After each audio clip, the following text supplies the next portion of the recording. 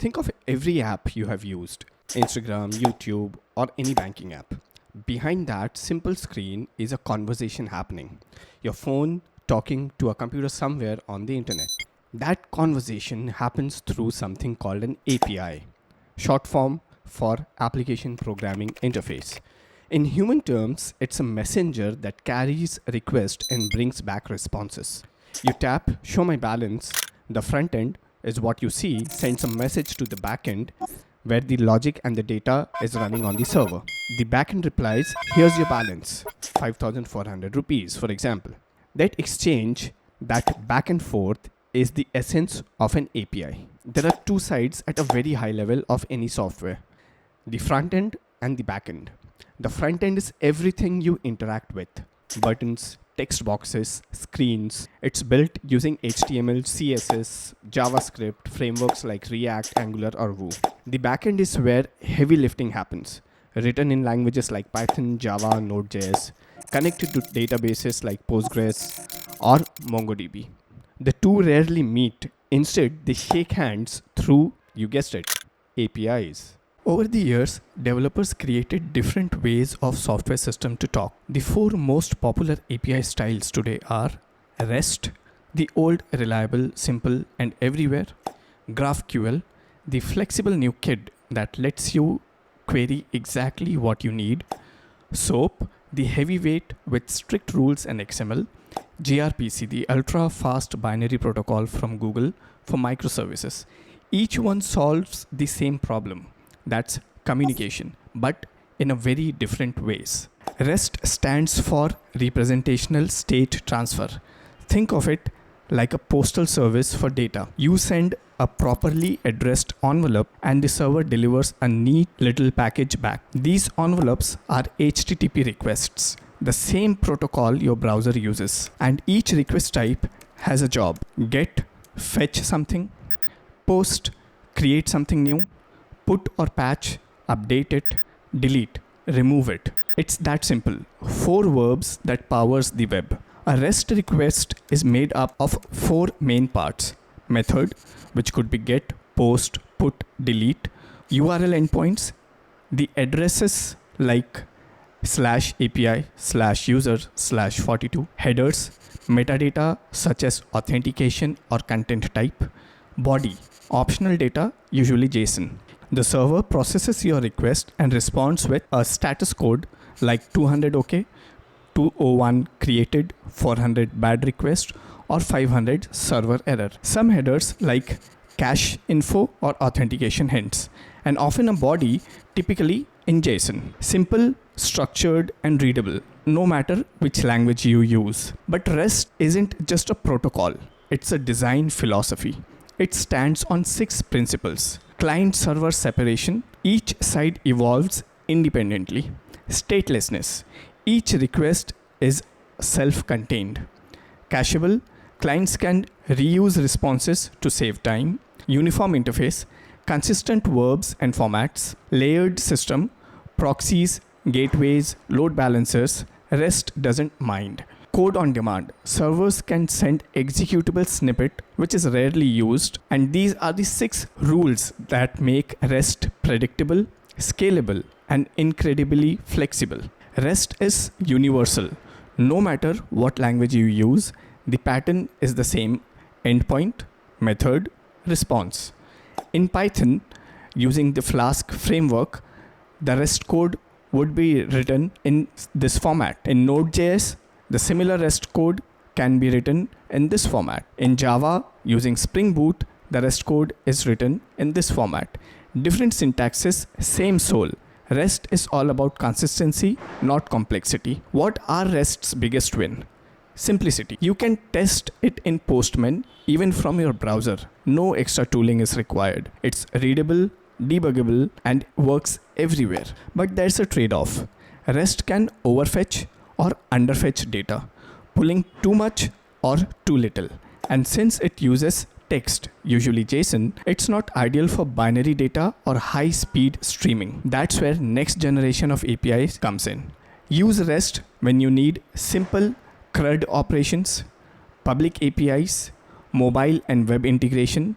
REST scales beautifully plays well with caches, and works almost everywhere with zero setup. So that's REST, the universal language of the web. But what if you could tell your API, give me exactly these 3 fields and nothing else? And that's GraphQL. Your data, your way, one request. Join me in the next topic. Imagine you are using a shopping app. The front end asks, get me the user, their orders, and the top 3 items. REST replies, sure, here's the user. Then you again ask, now the orders. And again, now the items. 3 separate trips, 3 different payloads. That's a lot of back and forth. And that's why Facebook engineers built a new way in 2015. GraphQL, a query language for your API that gives you exactly what you ask for in a single request. The idea is beautifully simple. With GraphQL, the clients describe the shape of the data it wants. Instead of multiple endpoints, for example, /user, 42 orders, /product, /top, you have one endpoint, /GraphQL. Inside the request, you write a query that looks a lot like JSON, which we can see on the screen. It's a simple query. We have a query, we have a user ID, we have a name, order, ID, and total. A simple JSON that we are sending as a request. The server replies with exactly that structure, no more, no less. One trip, exact shape, zero waste. Behind the curtain, GraphQL has 3 big players. Schema, the contract. It defines what data exists and how it connects. Think of it as your API's type system. Queries and mutations, the read and write operations. Queries fetch, mutations change. And resolvers, the function that actually fetch the data from your database or microservice. When a request hits GraphQL, the engine reads the query, looks at the schema, calls the right resolver, and merges everything into a clean response. A GraphQL schema is written in a language called SDL, Schema Definition Language. And we can see, for example, when we are defining the schema, we'll define the user, the type order, and the type query. This tells GraphQL, I have users, each user has one order, and you can query for user by ID. When a client sends a query, GraphQL checks it against the schema before touching any database. Instant validation. GraphQL operations come in 2 flavors. Queries for reading data, and here's the example. Query and product will send the ID, name, price. So this is the schema we need data in. Mutations for creating or updating data, and we'll send a mutation schema, and we'll have create order, and we'll send the value and ID and total. Same endpoint, different intent. And because you define types, both the client and server exactly knows what's expected. Resolvers are like waiters in the restaurant. The schema is the menu. It says what's available. The query is the customer order. The resolver is the one who gets to the kitchen, that is the database, fetches the dish, and brings it back exactly as requested. In Node.js, using Apollo server, a resolver might look like this. Every field can have its own resolver, making GraphQL extremely modular and powerful. GraphQL isn't tied to any one language. JavaScript, Apollo server, Express GraphQL, Python, Graphene, Java, GraphQL Java, and Spring Boot starters, Go, Ruby, .NET all have solid implementations. The idea remains the same. Single endpoint, typed schema, client-driven queries. What are the advantages? No overfetching. Client asks only for what they need. Strong typing, errors are caught early. Single endpoint, simplifies network calls. Powerful developer tools, Playground and GraphQL let you explore schemas interactively. Some of the disadvantages are more complex to set up. Caching is trickier because every query can be unique. Over-engineering risk for simple use case. In short, REST is plug and play. GraphQL is fine-tuned control. Use GraphQL when you have complex nested data like social feeds or recommendation systems. You need different front ends, mobile, web, smart TV, consuming the same backend. Your client demand flexibility and speed over simplicity. Big players like GitHub, Shopify, and Netflix already use it heavily. If REST is a buffet where you pick from pre-made dishes, GraphQL is a chef who lets you design your own plate. So that's GraphQL, a query language that makes API smarter and more precise. You write a query that describes your dream data and GraphQL makes it real. But what if you need military grade reliability and strict contracts between systems? A format so formal it requires an envelope, a signature, and maybe a seal of approval. That's our next. SOAP, the old corporate giant of APIs. Long before REST became everyone's favorite and way before GraphQL made APIs smart, enterprises were already exchanging data. In a world of mainframes, insurance systems, and corporate firewalls, they spoke a language called SOAP, Simple Object Access Protocol. But don't be fooled by the word simple. SOAP is like that senior architect who insists on every document being signed, stamped, and notarized. Still, there's a reason it ruled the enterprise world for nearly 2 decades. SOAP isn't just another API format, it's a protocol, a full-fledged rule book for how computers should communicate over network. It relies on XML, not JSON, for every message. Each request and response is wrapped in a rigid envelope that defines what's inside. SOAP also comes with built-in support for things like security, transactions, and even ACID style reliability. Basically, it's REST's older, more formal sibling, wearing a suit and carrying a briefcase. Every SOAP message follows the same strict structure. Envelope defines the start and end of the message. Header holds authentication, transaction IDs, or routing info. Body, the actual data or operation being performed, and an optional fault for reporting errors. A sample XML request of a SOAP is listed on the screen. Precise, verbose, and self-describing. Everything must be properly closed, capitalized, and namespaced. SOAP APIs don't just exist. They come with a contract called a WSDL file, Web Services Description Language. The WSDL defines all available operations, inputs, outputs, and data types. Think of it as a legal agreement between client and server. And here's the schema snippet of WSDL file. The client doesn't guess what's available. It reads the WSDL and knows exactly what to send. That rigidity makes SOAP extremely reliable in big enterprises. Let's imagine a payroll system calling another company's HR service. The client sends a SOAP request with this information. The server replies with this information, all wrapped neatly inside that envelope. The whole conversation usually resides over HTTP or HTTPS, but SOAP can also use SMTP, JMS, or other transport layers. SOAP was built for enterprise integration, so nearly every language provided strong tooling. Java had JAX, WS, and Apache CXF automatically generate service stubs for WSDL.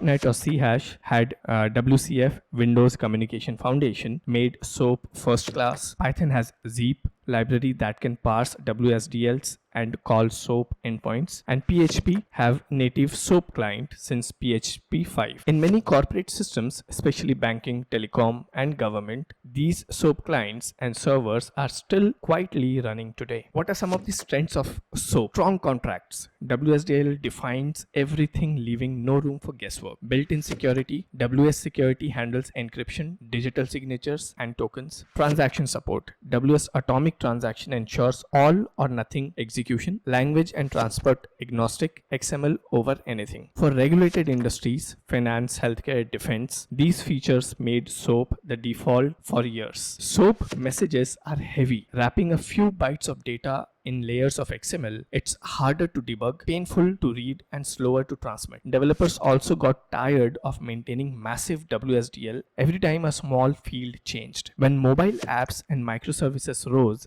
simplicity won and REST took over. Today, SOAP is like old enterprise mainframe, not gone, just quietly running mission critical stuff in the background. When to use SOAP? You need strict contracts and formal governance. You are dealing with legacy enterprise systems. Security, transaction, and compliance matters more than speed. SOAP still dominates in banking APIs, insurance integrations, ERP connectors, and federal data exchange. If your project says WS security or X.509 certificates, chances are it's SOAP time. SOAP is reliable, structured, and unbreakably formal. It taught us the value of contracts, validation, and security, but also why simplicity sometimes wins. Next up, we are going to explore the last topic, that is gRPC, a high-performance binary-speaking real-time API for microservices. But as systems started grew faster and microservices started talking 1,000 times per second, even REST began to feel slow. That's where gRPC comes in. a lightning-fast binary protocol designed by Google to make machines talk at the speed of thought. gRPC stands for Google Remote Procedure Call. Think of it as an API style where calling a remote function feels like just calling a local one. You don't send get or post request, you just call a function like get user or create order, and it runs on another machine instantly, returning a result. Under the hood, gRPC uses HTTP2 protocol and protocol buffers, also known as protobufs, to pack and ship data in binary format, making it way smaller and faster than JSON. A gRPC service has four main pieces: service definition, written in .protofile; protocol buffers define the data types and methods; server implements those methods; client calls them as if they are local functions. gRPC takes that .protofile and auto-generates code in multiple languages: Python, Java, Go, C#, Node.js, all from the same definition. No more mismatched payloads. Everyone speaks the same binary dialect. Let's see what gRPC service looks like. Here's a .protofile defining a user service. So we have the syntax as proto3, service as user service, RPC, get user, user request returns user response. Then we have a message, user request, which returns an integer. And finally, we have a message, which is a user response, which returns a combination of integers and string. The beauty of this is that it has defined the data, the operations, and their structure in one place. Once this is compiled, both client and server get strongly typed stubs. No manual JSON, no guesswork. Here's what happens when your app calls get user. The client serializes the request into a binary protobuf, sends it over HTTP2 to gRPC server. The server's matching function runs, say, get user in Python. It fetches data, serializes it again, and sends it back. The entire exchange happens in milliseconds, compact, typed, and error checked at compile time. gRPC speed isn't just from protobufs. It's also thanks to HTTP2. Unlike HTTP 1.1, which opens a new connection for each request, HTTP2 multiplexes multiple streams over one connection. That means no repeated handshakes, no header block, full duplex streaming. In short, gRPC doesn't wait for one message to finish before starting another. Everyone talks simultaneously, and the server handles it effortlessly. gRPC supports four types of communication patterns: unary RPC, one request, one response like a REST call; server streaming, client sends one request, server streams multiple responses, great for live updates; client streaming, client sends multiple requests, server responds once, perfect for uploading chunks; bidirectional streaming, both send and receive simultaneously, like a WebSocket chat but faster and typed. This is what makes gRPC ideal for real-time systems, stock feeds, gaming servers, telemetry, and microservice chatters. gRPC is a polyglot by design. Python via gRPC IO and auto-generated stubs; Java natively supported through gRPC Java; Go baked right into Google Cloud SDKs; C# or .NET integrated via gRPC core; Node.js used heavily in backed microservices. The same .proto file powers all these, keeping contracts strict but developer work minimal. Some of the advantages of gRPC is extremely fast binary serialization plus HTTP2 equal, that is minimal latency; strongly typed contracts; native code generation; no manual endpoint setup; support streaming and real-time use cases. Some of the disadvantages or cons of gRPC is harder to debug manually because of the binary payloads, not browser-friendly, you need a proxy for front-end calls, overkill for small public APIs or CRUD apps. gRPC shines when machines talk to machines, especially in microservice-heavy architecture. Use gRPC when you are building internal microservices. You need real-time streaming or low latency communication. Your stream already uses multiple languages and you want unified contracts. It's perfect for backend, data pipelines, streaming systems, and cross-language communication between distributed services. So that's gRPC, the ultra-fast binary protocol built for the modern world. From REST's simplicity to GraphQL's flexibility to SOAP's structure, gRPC completes our journey. Speed, type safety, and streaming all rolled in one. You have just finished API Types Explained. Like, subscribe, and keep building APIs that don't just talk but communicate with purpose.